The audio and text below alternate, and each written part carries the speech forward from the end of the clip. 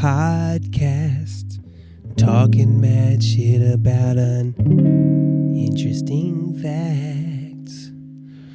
Wax's podcast, listen to it every Wednesday.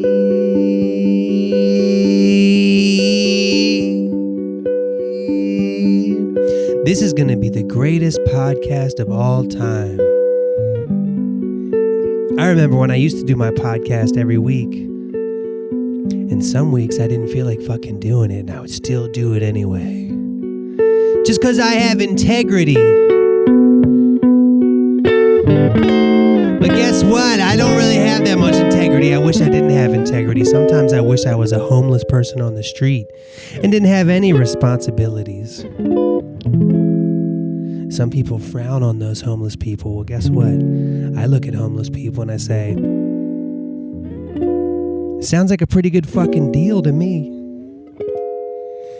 No house, no bills, no nothing. I don't really believe that. I'm sure a lot of those homeless people wish they had homes. But some of them don't. They don't have a podcast. But Wax, it's not a chore to do a podcast. It's a privilege to do a podcast and to have a microphone and a guitar.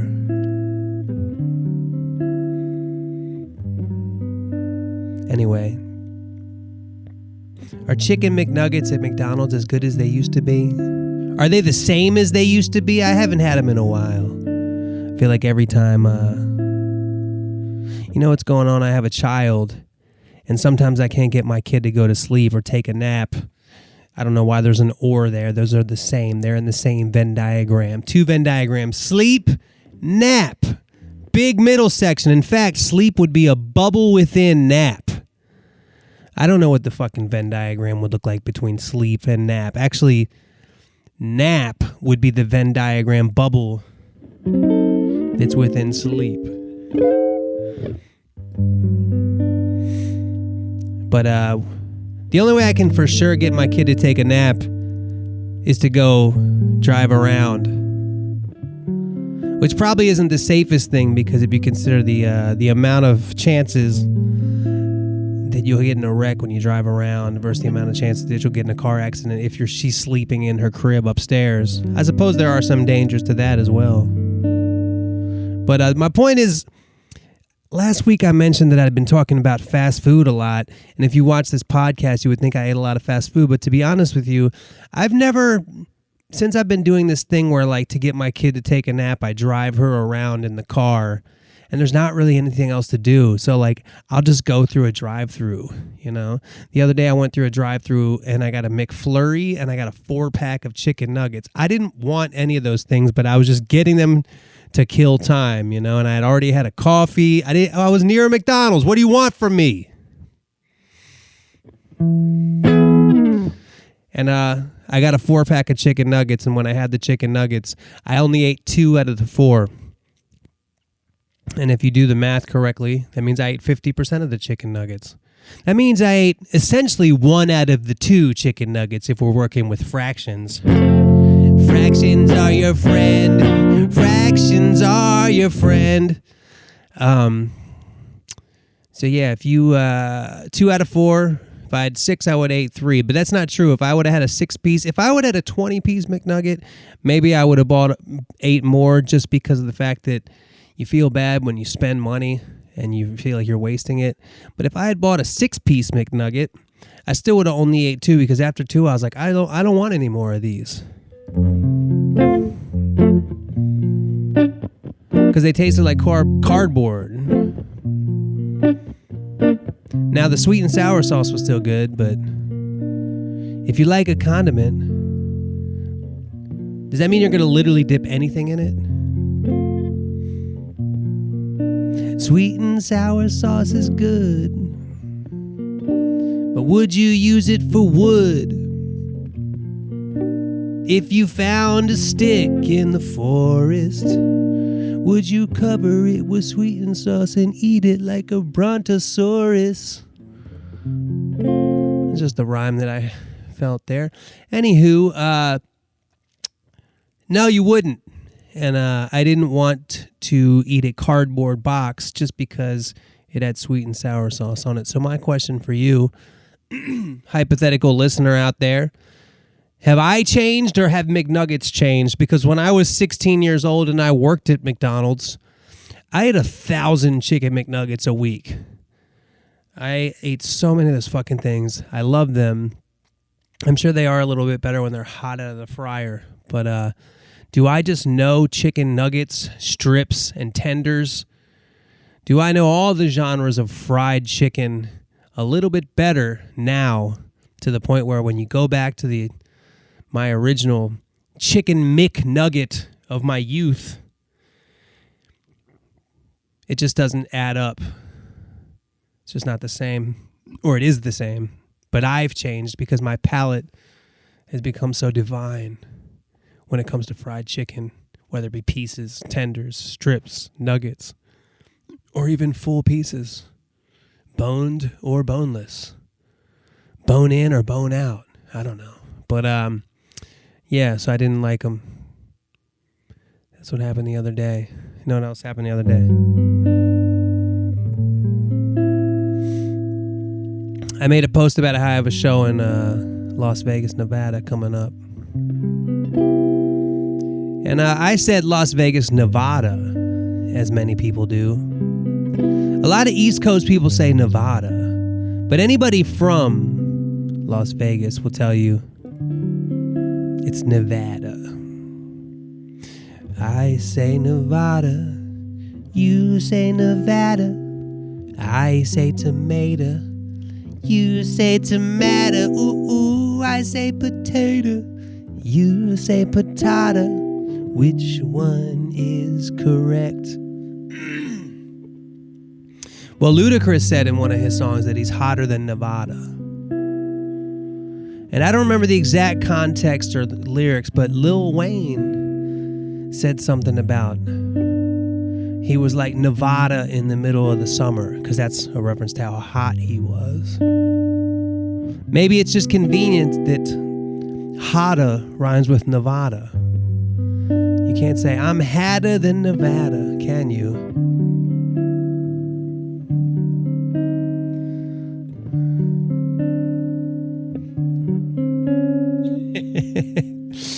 You say Nevada, I say Nevada. You say and I say you say Canada, I say Canada. Which one is correct? So don't get mad at me. I'm not the only person saying it wrong. In fact, I think Nevada was originally Nevada, Spanish for never go to the place, which would be a good way to name the middle of the desert pre the existence of Las Vegas, since Las Vegas is this random city in the middle of the fucking desert. Pretty incredible what they've done to that place. I think Las Vegas is one of the best examples of like human ingenuity, besides putting a man on the moon or people in space in general, if that happened. Who knows? But I want to apologize to everybody from Nevada, and I want to say, yeah, I pronounce your fucking state wrong. I do it all the time. But I'm not the only one. Be mad at Lil Wayne. Be mad at Ludacris. Matter of fact, I think even my boy Jarv, shout out Jarv, said Nevada. Something in Las Vegas, Nevada. He said Nevada. No offense to him. Offense to him. Just tell him I meant it offensively, actually.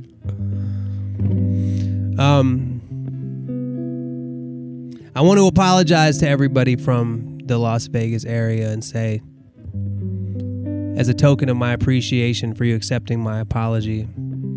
When you buy a ticket to my upcoming show at the House of Blues there in a couple weeks, I think it's the 26th of October, I'm pretty sure. If you come up to me at the merch table, I will give you $1 off of a t-shirt. I don't know how much I'm selling the t-shirts for yet, but whatever it is, it'll be $1 off if you mention this podcast and say, you know what, I accept your apology for your pronunciation of our state. And in fact, if you say, I don't accept your apology and I want you to keep mispronouncing it, keep saying Nevada, see if I give a crepe. See if I carry about whatever you're dying. I don't care how you pronounce it. Here in Las Vegas.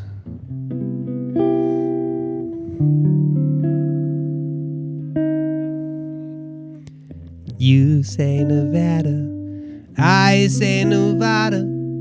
You say potato, I say patata, and you say Canada, but I say Canada. Which one is correct? You say camera, I say Camara. You say Camaro, I say Camara. You say Kamala Harris, I say Kamala Harris. Which one is correct? I'll play this song all night and play it all day about the pronunciations of words that we say. You say it one way and I say it another. Which one is correct? Oh my God, did you see this? The California condor / turkey vulture. The California's, this is the San Diego Wildlife Alliance Journal. And I'm just realizing that not everybody can see the camera aspect of this show. If you're listening to it from an audio perspective, I held up the San Diego Zoo Wildlife Alliance Journal with a picture of what I believe is some type of, it's either a buzzard, a vulture, a condor, or some type of bird that has dinosaur-like skin that looks like it's about 200 years old. I think they actually did, the condor went extinct and then actually came back. But I'm a member at the San Diego Zoo. If any of you guys ever go to the San Diego Zoo and you see me walking around over there, don't you fucking dare come up to me and say hi. Okay, let's play a game. It's called What's That Noise? It's a guy knocking on a door.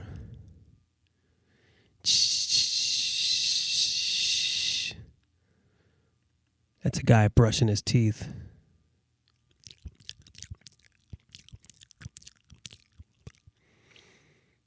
That's a large woman on a really humid bus in New Orleans in the summer, moving her thighs around, and that's the sound of her vagina rustling around. Okay, now that we're done with the game, What's That Noise? Let's play another game. Should I make What's That Noise an entire podcast by itself? Maybe What's That Noise could be a 3-hour-long podcast where I just do that. What's that noise? Oh, shit.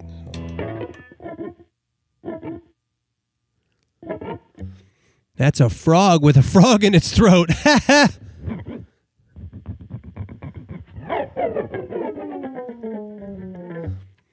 That was Tom Morello as a teenager when he first learned his techniques about making guitar scratches on a guitar.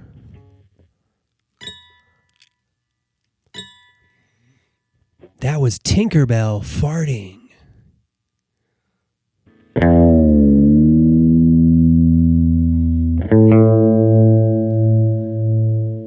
don't know if I made my guitar out of tune.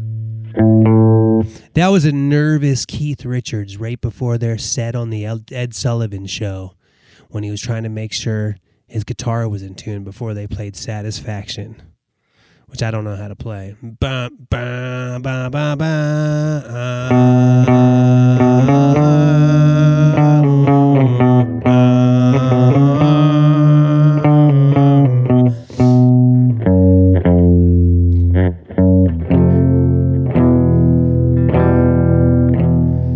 I can't. Yeah. Anyway, that was way off. I swear I'm better at music than that would make you think. What other noise could we say?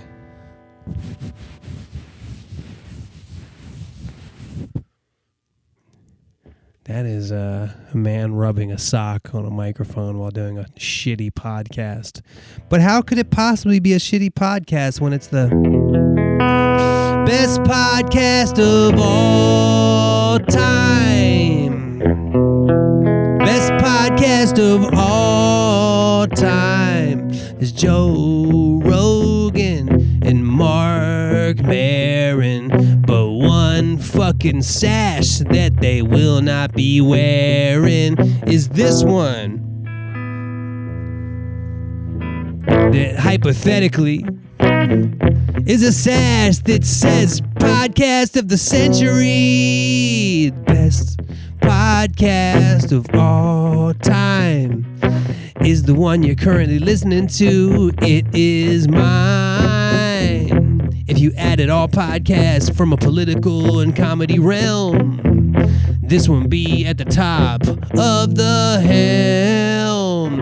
It's not really the top of the helm. You are at the helm if you're guiding or steering something. I think that most notably refers to a ship. But I'm at the helm of this podcast, and right now we're looking at it as being the best podcast of all time.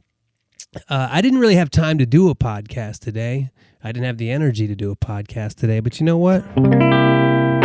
I'm just letting y'all know that I muscle through it, you know? I muscle through it, much like a Michael Phelps trying to get through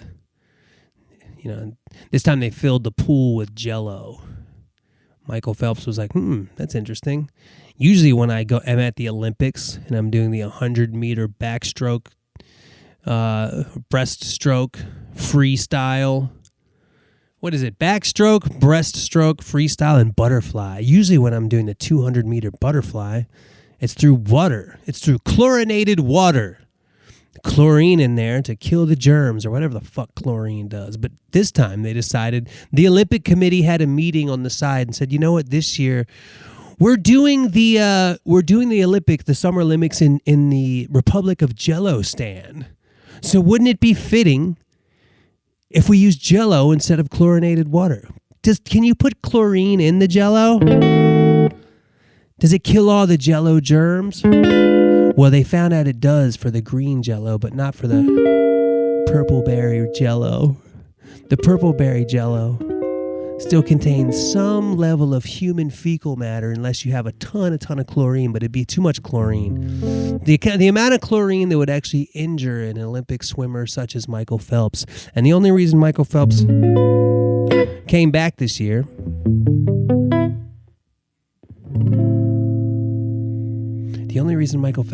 came back this year was because he was bored.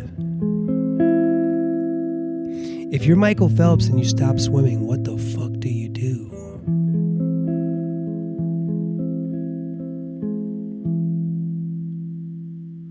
Well, I guess you have a lot of options. It's a big world. I'm sure he has plenty of money. But everywhere he goes, he looks at a pool and says, should I get in there? And when he gets in there, he can't just tread water. He can't just stand in the shallow end. He's the best swimmer of all time. He's Michael Phelps. Anyway, I'm going to muscle through this podcast like this hypothetical Michael Phelps in the 2035 Olympics, because Donald Trump hypothetically changed the Olympics to every year. So in 2035, the year of Donald Trump's inevitable death, when he chokes on the top of a Diet Coke can, just that little thing that you open it up with. in 2035 in the Republic of Jellostan. Michael Phelps does the 200-meter butterfly.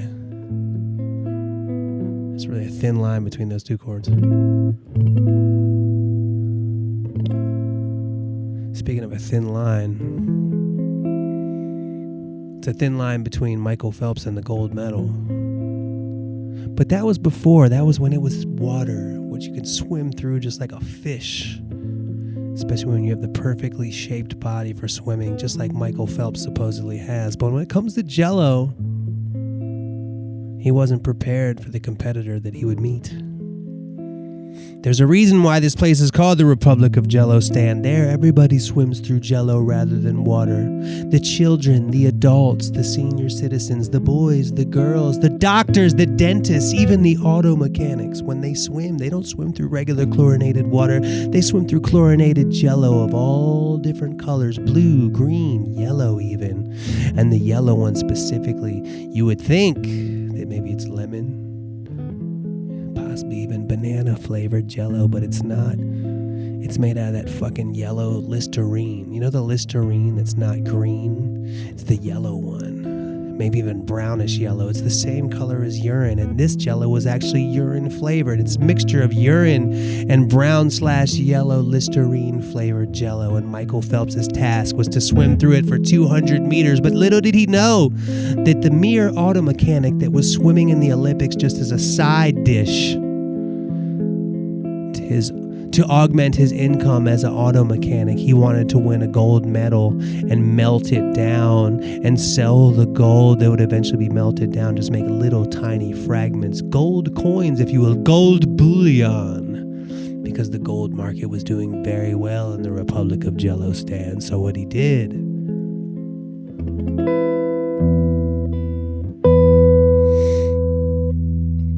was not train at all. Why would he have to? He's been swimming in Jello since he was a little kid. In fact, everybody in Jellostan thought it was a big fucking joke. They were like Olympics schmimpics. Maybe if you had regular water, we'd be scared, but in Jello, who cares? We're not even going to send out our best swimmers. They're too busy making money in the professional world of Jello swimming. So we're just going to have a measly auto mechanic. He's not even a good auto mechanic. In fact, he doesn't even know how to change oil. He just learned. But he does know one thing, and that's how to swim through yellow Jello. They call it yellow Jello. They call it yellow Jello. Ooh, yellow Jello. So anyway, the yellow Jello was ready and prepared, and Michael Phelps and the mechanic were both standing there on that little podium that you use to dive into the pool. The one that Michael Phelps had done in his 4 years of school, and following that he had done it in a bunch of 4-year events. They were separated by 4. That's 4 years apart. The Olympian World Tour. He had gotten gold after gold after gold after gold after gold. Never once in his life did a silver or a bronze medal he hold. He was just gold-ridden and gold-plated and gold everything. In fact, where I was from, Midas was his king, and everything he touched turned to gold. But behold, soon something would unfold that would change everything for the rest of his life, something that was cut his soul like a knife. Ironically, the yellow was gold itself, so he felt another gold medal sitting on his shelf. But to his dismay, the audio mechanic wouldn't have it this way. As he dove into the pool and did the butterfly stroke, he awoke. Something inside him awoke, that is, that made him swim with extra jizz. Jizz is another slang term that you can't think of anything when you want someone to say, like a worm. Like a worm indeed, he swam. like a worm swimming through some fucking ham. God damn. That doesn't make a lot of sense, but you get what I'm saying. The 200-meter pool race was two different... I don't know how long a fucking Olympic pool is, but let's just say he was going back and forth, and they were dead even at the fucking... when they did the thing where they try to flip around when they hit the side of the pool. But lo and behold, Michael Phelps didn't realize that when you do the little flippy turn that you normally do in the Olympic swimming, when you do that in a pool full of chlorinated yellow/brown Listerine/urine flavored Jello, it doesn't have quite the oomph that it does as water. Fresh, clean, and cold. I'm talking about water. It's neither new or old. It's been on this earth in some form, whether gaseous or liquid. Since the dawn of time, on earth did it stick. We've got oceans, we've got puddles, and we've got clouds, and we've got sinks. We've got reasons to use it, baths, and we got a lot of people who drinks it. But little did he know that on that summer afternoon, the Jello wouldn't feel like that as he sang his little tune. He said, I am Michael Phelps and I am Olympic champ. Every time I swim, I feel a little bit damp. But dampness wouldn't work because this time he was dry. Because the Jello was really hard. Not a drop of it was by his side. It was like one of those things at the gymnast museum. It was almost like swimming through one of those fucking things with the gymnastics people have where it's like a foam pit. Think of those big blocks of foam. But instead they're Jello. I think they used to call them like Knox blocks. And even some of them actually had like little pieces of fruit inside of them, the kind of stuff that like white people have at parties. Except instead of it being a delicious strawberry with a banana encased in it, like some kind of glorious trophy. It was a passion fruit in this gold/yellow Jello. Jello, yellow Jello, yellow Jello. Because the passion fruit represented the passion of all the people that lived in the Republic of Jellostan. And they took pride in their Jello swimming and diving. I haven't even gotten into the diving part yet. But they took so much pride that just this little lowly auto mechanic who didn't even have a name, when they announced him during the Olympics, they were like, Michael Phelps versus, what's this guy's name? He doesn't even fucking have one. That's how little they thought of this guy. You couldn't even call his auto mechanic store. He just stood there all day without a name. He was an auto mechanic. He never had a client. Just one time he had actually changed some brake pads once. And even then he accidentally put them on the gas pedal. He didn't understand that the brake pads were actually not on the brake pedal. And even if he did, he put it on the gas pedal. He put the windshield on the window at his house. Anyway, they both flipped and they did their turn. It was chlorinated, so there weren't any germs. Michael Phelps tried with all his might. He reached his muscles to a whole new height. You would thought that his calves would snap. The way that he ran on that second lap. The way that he swam with that second flap. But the auto mechanic didn't give a crap. Because it was in his blood and in his soul. Everyone in Jellostan, they were swole. Not in the way that you have a lot of muscles, but the way that when swimming through Jello, everyone hustles. Because something that they did ever since they were young. They didn't eat Jello with their mouth or their tongue. They'd swim through it like mud or a shark. And every time there was light and time that it was dark, they would win against regular humans from other places. Just on the basis of their pedigree. And if you tried to beat them, they would provide a remedy. Any type of enemy just didn't have the energy. And as the lap came to a close, It was the auto mechanic by a nose. And that was the story of Michael Phelps versus the auto mechanic in the Republic of Jellostan. Anyway, what did I want to talk about this week? That this is going to be the best podcast of all time, that I pronounced the word Nevada wrong. Come to my shows, y'all. I got a lot of shows coming up.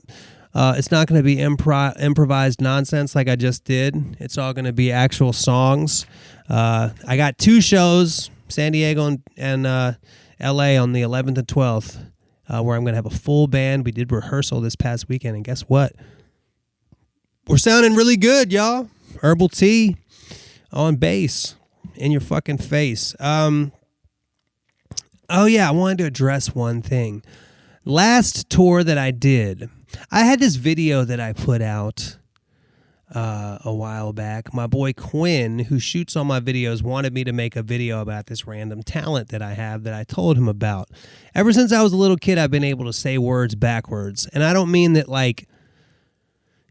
I don't mean the audio of the word, I mean the way that it's spelled. So like if you take the word word, for example, like word, like you, like it would actually sound like Jew if you said it backwards, like if you played it backwards. But I mean like spelling it backwards. So W-O-R-D is D-R-O-W. So actually it could be drow or dro, depending on if you wanted to pronounce it, you know, the way that flow is pronounced or the way that cow is pronounced. You know, O-W kind of has a lot of different ways to pronounce it. Anyway, I know how to say words backwards really fast, and I did a video showing that I could do that. And I had multiple people, this is true, I had multiple people come up to me at the merch table at my shows and say that they thought that that was like a fake video. And first of all, if I was going to make a fake video saying that I had a talent, that wouldn't be the one I chose. I would choose something way cooler and especially more useful than that. I actually can do that, and to prove that, I will start saying shit right now. Microphone, Enopor Kim, guitar, Rattiug, camera, Aramac, light, Thagil, computer, Retup Mock, bass guitar, Rattiug Sab, pair of socks, Skos, Faux, Reap, blue couch, Hukuak Ulb, window with shades, Sidas Hitu Wadnu, wall, law, sky, Ix, ceiling fan, Naf Gnilik, painting of wax and EOM, Mo, Dana, Skaw, Fo, Gnitnyap. I'm just saying I can say stuff backwards, and I know that there's some other people that have this same talent, so I'm not doing that to like show off, brag, or definitely not to flex. I just want to tell that person, or actually more than one person. There was 2 people that said that. It wasn't like some fucking plethora of people. Plethora is not even the right word to use, but it wasn't a ton of people that said that, but there was 2. But mostly one guy who was like adamant about it. And when he said that, I just started naming shit all around real quick. But I just wanted to say that I could do that. And I also wanted to say, let me pause for a minute and let's do some questions. All right, we're back with questions and shout-outs. Shout-outs? Shout-outs? I don't fucking give a shit out the way you pronounce it. I don't care the way you pronounce it. Anyway, this is from Erebus. Hey, Wax, can I get a shout-out from my brother and sister Blake and Abby from New Zealand? I've never been to New Zealand. I would love to go. I've never been to Australia either. I would love to go. One of these days, I'm having a little bit of a resurgence in my career, and I've said since for 20 years, I'm like, one of these days I'm going to go to Australia, but I think this is for real now. I think that I'm going to be able to make it down there, and if I'm down there, I might as well go to New Zealand. Where the fuck is Old Zealand at, you know? I don't know. It must be somewhere in Europe, I'd imagine. We've been huge fans of yours for well over a decade now. I just want to thank you for all the bangers you've put out. I'm also wondering if you ever got a chance, if you would ever go to Australia or New Zealand for a tour. It would be awesome to see you live. I think I just answered that. I'd love to do that. The thing about artists from the States touring in Australia, probably even more so New Zealand, is a lot of times it's like, it's hard. There's not a lot of markets over there, and it's expensive to get there, and it's hard to make money. So usually you just go there to hopefully break even, which I think I will do one of these days. And I do mean that, because what the fuck? Why not? You know what I mean? You only live once, and I'm already well through that fucking... Well, you know, I'm beyond midlife. If I had a midlife crisis at my current age, which is 46, that means I was gonna live to 92, which would be a pretty good look. I think I already had my midlife crisis a few years back. Anyway, Big Wax, it's Gene the Bean. I have a question for you. A long time ago, I was reading the comments on the music video for Smells Like Teen Spirit. That's a Nirvana song. I don't have my guitar plugged in anymore. But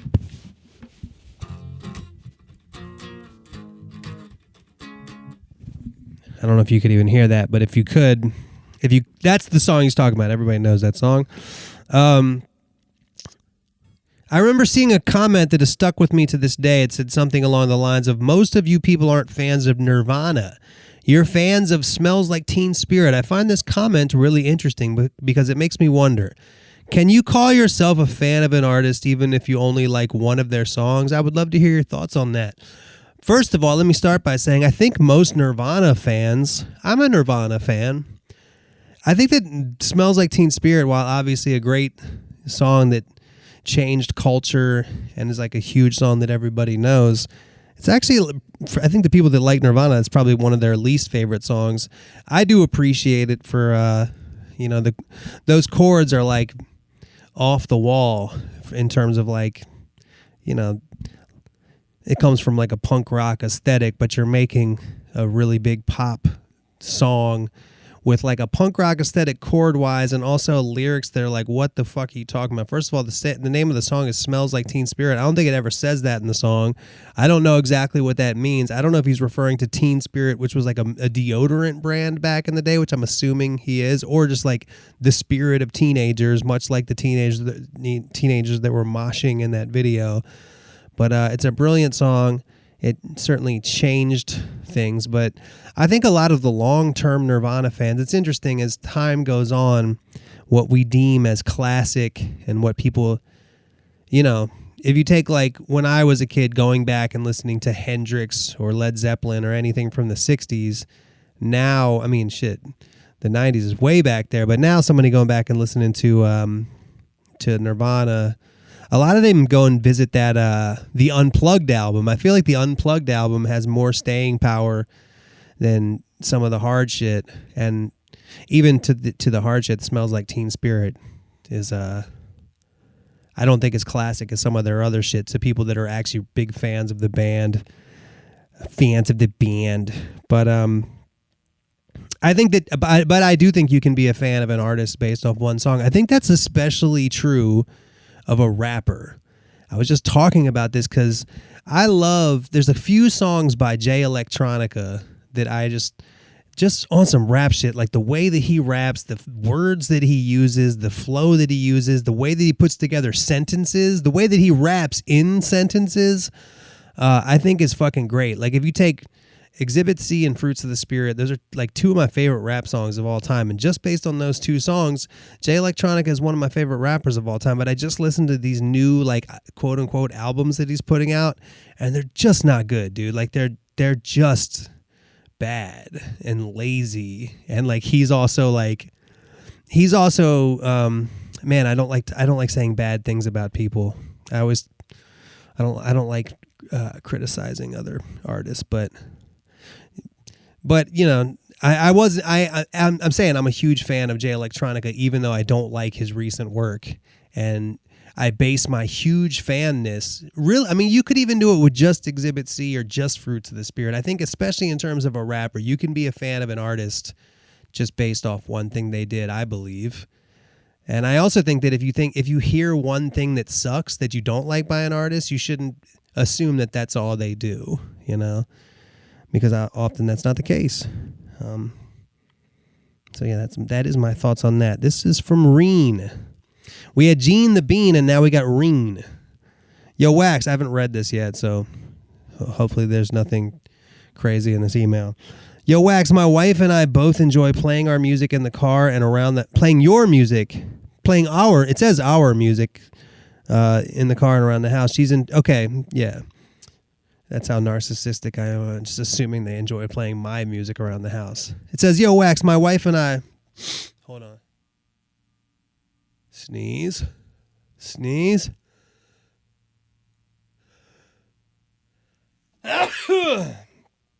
Oh, that was satisfying.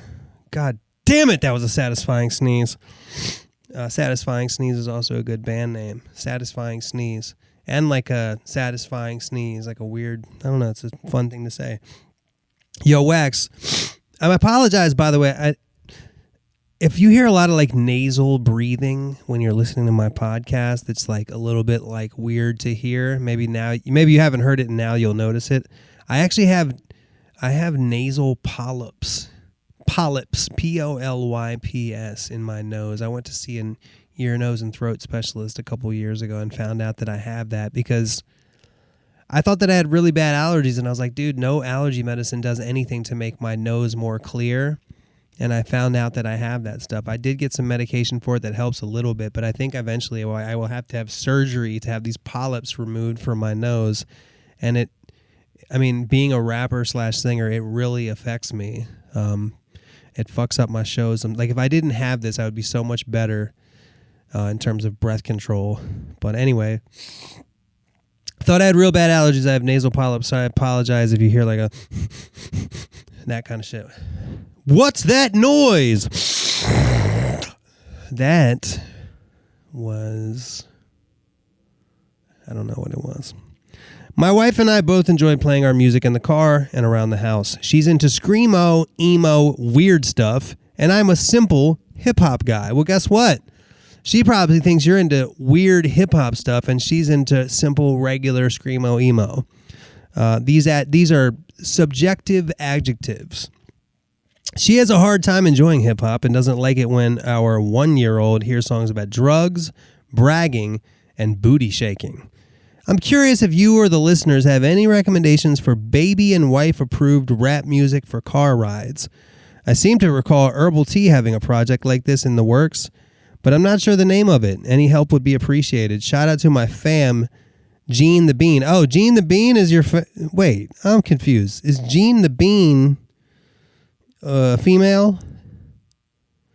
I don't understand what's going on. No, okay. Gene the Bean is Justin K, and Reen is Ryan K. Are y'all like twins or something? Shout out to my enemies, Tim from 4th grade, Danielle from work, and anyone who leaves their piss on a public toilet seat. That's from Reen.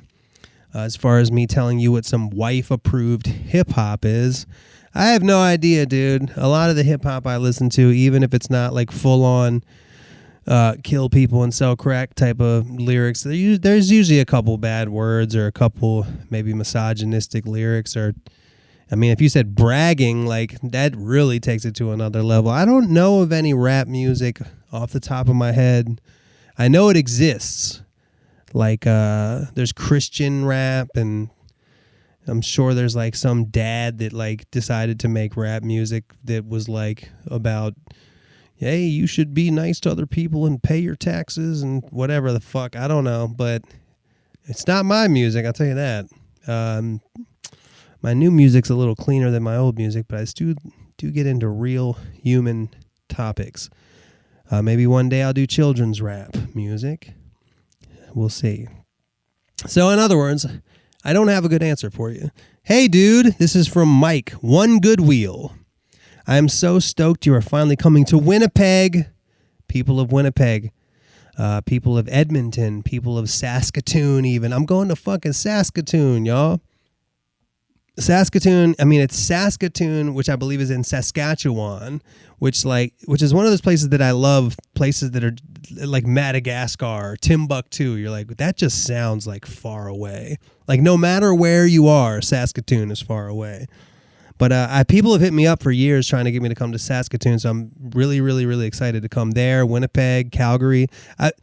Winnipeg, Calgary, Saskatoon, and Montreal are places I've never set foot in my life. Now, Vancouver, Edmonton, and Toronto I'm also going to. I've done shows there. Edmonton and Vancouver relatively recently, actually. But in Toronto, I haven't done the show there since 2009, which was actually the incident that made it so I wasn't allowed in Canada for a long time. And I am so excited 16 years later to finally get back there. So Winnipeg, all those 7 cities I'm playing at in Canada, man, you got to get your tickets and come through, show some love, show some support, because if a lot of people come, that means they'll have me back. And guess what? So far, the tickets are selling pretty good, so thank you for that. I'm so glad you're finally coming to Winnipeg, and so glad you found the Park Theater as an alternative venue after the original one was firebombed. Yeah, the venue that I was playing at in Winnipeg, I believe maybe on some like insurance fraud shit or something. I don't know the story, but it got burnt down, and it wasn't like there was like the dryer got messed up. Like it was arson. Arson was a bit of a thing in the Exchange District this summer. Don't worry, it's mostly done now, and Winnipeg is back to its regular murder capital of Canada status. That I didn't know. But, I mean, I bet you the murder capital of Canada, I lived in L.A. I used to spend a lot of time in Baltimore and D.C. I mean, even San Diego, when compared to a typical Canada city, is probably not, America, the United States of America is not a safe place in terms of murders and stuff like that. So who knows? But I'll try to be safe when I'm out there. If you play it, speaking of my podcast slogan, if you play anything off of BAAAA at the show and notice a 50-year-old man happily sobbing in the crowd, that's me. That record helped me through some serious grief and loss. I'm sorry about your grief and loss, One Good Wheel, but I'm glad that the music was helpful. It's wild finding one of the most important records in your life so far in your 40s. Hope we get to shake hands at the show. See you on the 9th.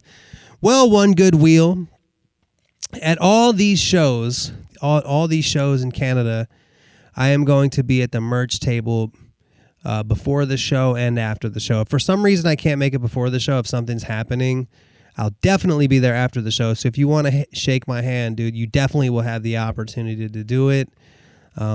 I mean, not to mention I'm going to be trying to sell my merchandise, I'll probably have somebody there helping me sell it, but,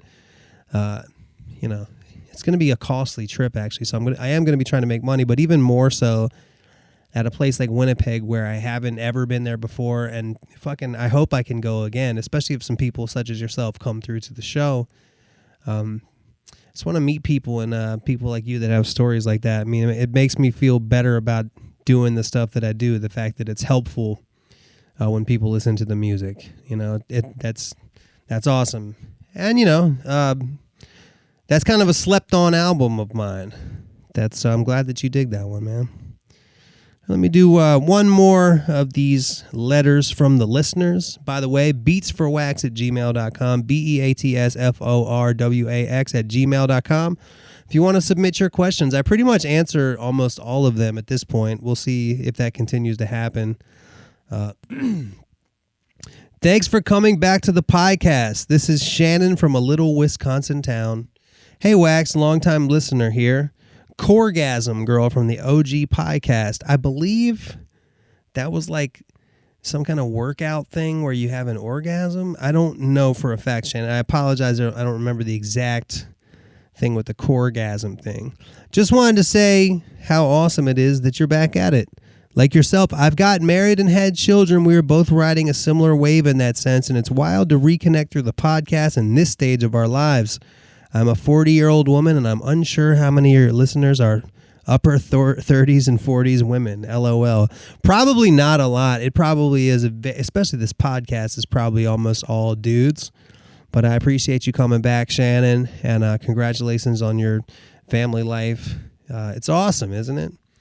It's a good life to live. It's a happy life to live. Yesterday I think I said this on the last podcast, but dude, I just sit there in my garage. I open the garage. It's like having a stoop, and me and my daughter just sit there and blow bubbles. And that's like her addiction. It's almost like when you have to stop, she gets so fucking mad that it's almost not worth doing it. But there's a small airport near where I live. And if you sit outside of my garage and blow bubbles, like every minute, like probably every 3 minutes, like a little like Cessna type of plane by some hobbyist takes off. So we have a really interesting, she probably doesn't realize, she's not even 2 yet, that not everybody has this cool little airport that you can see from your backyard, but it's pretty cool. Anyway, I like your podcast setup. What's the painting behind you? I visualize it as a painting of you and your wife, and you're wearing an EOM shirt. Actually, no, that's funny, but my wife is not bald, but I am. That's me, and that's EOM. That's shout out my man Steven. My man Steven painted that for me, and it's near and dear to my heart. It's the coolest painting I've ever been given. I really, really love it. And Steven is a big fan of my music and has said some really nice things about the fact that he listens to it while he paints. He's a painter, and he used to be an alcoholic, and then he's had a whole journey. And we had some really me and this dude Steven, he was in San Diego, and we randomly saw each other in Ocean Beach, and he said he was sitting at a bar. He doesn't drink, but he was just with his friends who do drink, and he said he had like a premonition in his head that he should get up and walk around. And when he got up and walked around, he ran into me. So that was really cool. But yeah, I love this painting that he did. And that's actually me and EOM. And there's a couple references in there, the hang glider, the coins, both of the shirts. And, I think it's cool and touching. Rest in peace, EOM. Shout out to Steven. But yeah, that's me and EOM. Even though I've been listening to you for about 15 years, I have yet to make it to a concert. But I have bought your merch a couple times online and followed you on YouTube, hoping to make it to a show one day here in Wisconsin. Thanks for returning it back. It brings back a lot of memories. Well, Shannon, I don't know how far you live from Minneapolis, but I will be playing in Minneapolis. Maybe you should make it a trip. I know you got a family now. Maybe it'd be actually a good time to have somebody that's in your an aunt or an uncle or a grandparent watch the kids, and maybe you and your husband could take a trip to Minneapolis. I know it couldn't be that far. And I don't remember the date, but it's like November 14th or something. It's either a Thursday or Friday. I'm playing in Minneapolis at the 7th Street Entry, which is an awesome venue. So yeah, you should come to that. And because I don't remember the last time I played. I did do a show in Milwaukee last year.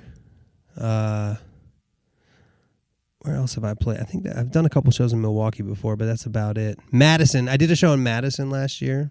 So I don't know how close you are to those places, but keep your eyes on my website, wax.com.com, waxdotcom.com. I have tickets and everything, and always, join my mailing list if you want to know when I'm going to be doing shows. I'm always trying to promote the shows. The hardest thing about getting people to go to my shows is like getting people to know that the shows exist, especially nowadays with like algorithms and whatnot. Like, you don't know how, like, it's not like way back in the day. It's like you would just, every venue would just kind of put their shows on the local newspaper that people actually read. They'd be like, what's going on this weekend? And I remember when I was a kid, even when I was a teen or early 20s, I remember being on a couple mailing lists of bands where like they actually had your address and would send you a postcard with like a flyer with all their gigs. I think I should bring something like that back. Anywho, that's the podcast for this week. Shout out Shannon, and be safe out there, y'all.